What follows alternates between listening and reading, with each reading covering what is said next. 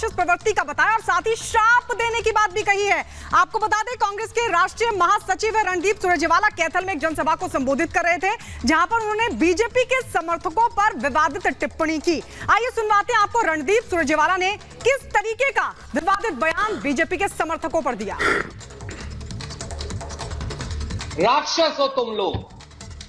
Bharatiya Janata party को जो vote देता है और भारतीय जनता पार्टी का जो समर्थक है वो राक्षस प्रवृत्ति का व्यक्ति है। मैं आज महाभारत की इस धरती से श्राप देता हूं।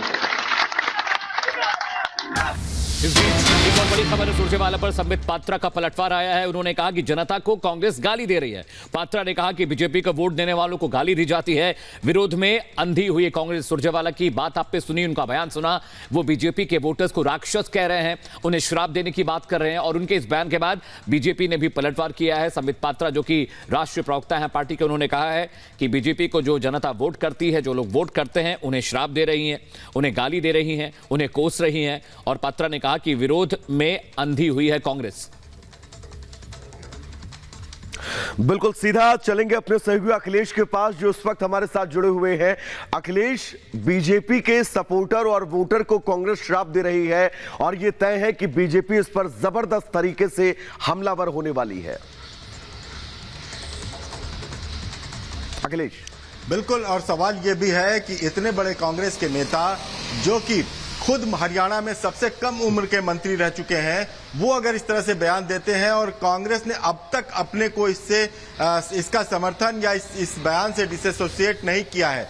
क्योंकि जब भी कभी कांग्रेस में आपने देखा होगा बड़ा मुद्दा होता है, बड़ी प्रेस कॉन्फ्रेंस होती है, तो सुरजेवाला उसको ब्रीफ करते हैं। तो यानी सुरजेवाला जो कह रहे हैं, क्या कांग्रेस पार्टी का वो स्टैंड है उस पर कायम है, कांग्रेस पार्टी उसको समर्थन करती है।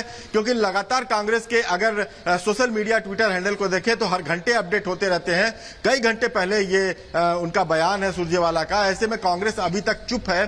क्या कांग्रेस का ये सवाल बार बार बीजेपी के नेता भी ये उठा रहे हैं कि क्या कांग्रेस इससे इस पर अपना समर्थन देती है? क्या जो बीजेपी को वोट देते हैं वो राक्षस प्रवृत्ति के लोग हैं? क्योंकि पिछले 10 सालों से बीजेपी को हरियाणा में लोगों ने वोट दिया है, बड़े पैमाने पर वोट दिया है, हरियाणा में एनडीए की सरकार है। तो इस तरह से सवाल उठने लगा है, लेकिन अभी तक कांग्रेस के किसी प्रवक्ता ने या कांग्रेस के किसी ऑफिसर ने इस तरह का खंडन नहीं किया है। सुरजेवाला ने जो जिस तरह का बयान दिया है। और अखिलेश, आप साथ रहिएगा, जरा एक बार फिर से सुनिए कि कांग्रेस के वरिष्ठ नेता हैं, प्रवक्ता हैं सुरजेवाला ने क्या कुछ बीजेपी वोटर्स के लिए कहा है।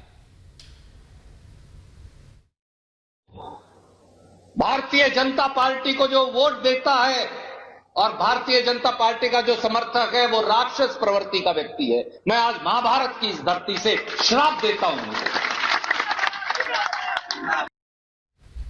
तो रणदीप सुरजेवाला को आप सुन रहे थे। अखिलेश राय लगातार हमारे सहयोगी हमारे साथ बने हुए हैं। अखिलेश, जितने कॉन्फिडेंस के साथ रणदीप सुरजेवाला बीजेपी के समर्थकों को कोस रहे थे, सवाल उठता है क्या अपनी नाकामी, अपनी खींच जनता पर डालने की कोशिश कर रहे हैं?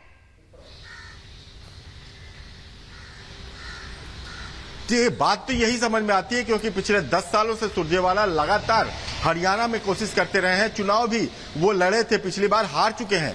तो ऐसे में ये कहा जा सकता है कि आगे आने वाले कुछ महीनों में हरियाणा में चुनाव भी होने वाले हैं।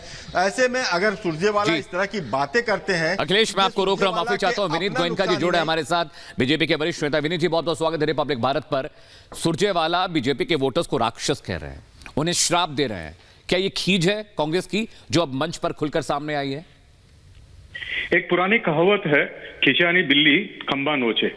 बार बार हारने पर उनकी जो मानसिक स्थिति है वो शायद जो है विपरीत दिशा में चली गई है। आदमी जो है जब शब्दों का प्रयोग करता है तो उसने सोच समझ के करना चाहिए। मुझे लगता है सुरजेवाला जैसे व्यक्ति ने जो राजनीति में कई सालों से रहे हैं, इस तरह के शब्दों से परहेज करना चाहिए था। ये उनकी मानसिकता, उनके लालन पालन को दर्शाता है। तो मैं इसके केवल यही चाहूंगा कि भगवान को सुदबुद्धि दे, फिर से वो किसी का ये शब्द किसी को न करे। इसके पूर्व में भी कांग्रेस के नेताओं ने नौत के सौदागर वगैरह वगैरह शब्दों का इस्तेमाल किया था, और जब भी इस तरह के शब्दों का वो इस्तेमाल करते हैं, भारतीय जनता पार्टी को और बल मिलता है, सबल मिलता है, और वो अपने आप को पब्लिक में एक्सपोज करते हैं। जी विनीत गोयनका जी, सदन में देखा कि कैसे उनका अविश्वास प्रस्ताव गिर गया, वहां पर भी विश्वास हासिल नहीं कर पाए। क्या इस तरीके के विवादित बयान देकर और सीधा टारगेट वोटर्स को, क्या ऐसे कभी कोई विश्वास हासिल कर सकता है जनता का?